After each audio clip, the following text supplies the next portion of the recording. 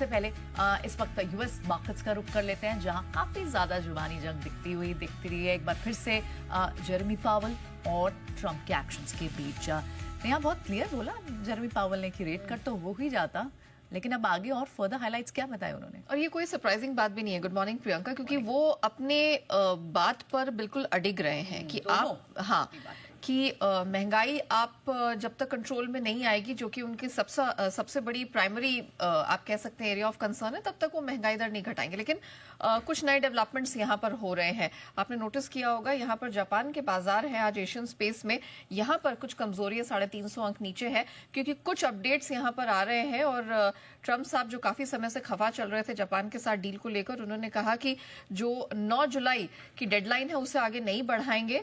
और उन्होंने कहा कि अब अमेरिका जो निर्धारित करेगा वही टैरिफ जापान को भरना पड़ेगा। और इसी कारण से हमने देखा है कि यहाँ पर जो जापानीज मार्केट है वो आज थोड़ा सा प्रेशर झेलते हुए नजर आ रहे हैं। लेकिन डाउ नास्डैक फ्यूचर्स देखिए, ये हरे निशान के साथ फ्लैट टू पॉजिटिव एक दायरे में ट्रेड कर रहे हैं। अब अगर कल की बात करें मंगलवार की, तो मिला जुला सा कारोबार देखने को मिला।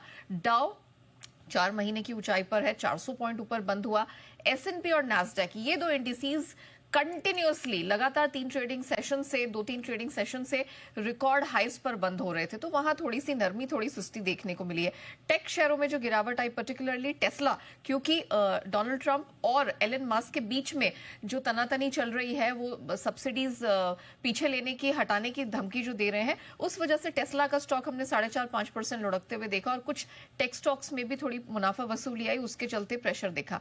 एक और मुद्दा जो मार्केट बहुत क्लोजली वॉच कर वो ये कि अमेरिकी सेनेट ने जो ट्रंप का बिग ब्यूटीफुल बजट है सो कॉल्ड, उसको पारित कर दिया है। अब आगे ये आप कह सकते हैं कि लोअर पार्लियामेंट में जाएगा, वहां पर इस पर चर्चा होगी। लेकिन अभी बहुत यहां पर तू मैं हुई और फाइनली आप कह सकते हैं कि बहुत ही कम अंतर के साथ सेनेट में ये पास हुआ है। तो अब सबकी नजर इस पे रहेगी, क्योंकि कर्जा इससे बहुत बढ़ता चला जाएगा। रिकॉर्ड डेफिसिट बनता हुआ अमेरिका पे दिखाई दे रहा है। और जैसे कहा, ब्याज दरों को लेकर अभी भी थोड़ा असमंजस का माहौल है। प्रेशर ट्रंप साहब डाल रहे हैं, लेकिन उतनी ही आप कह सकते हैं कि स्टेडीनेस के साथ यहाँ पर जेरम पावेल कह रहे हैं कि अभी मैं कुछ नहीं कर पाऊंगा, आई एम स्टिल वॉचिंग।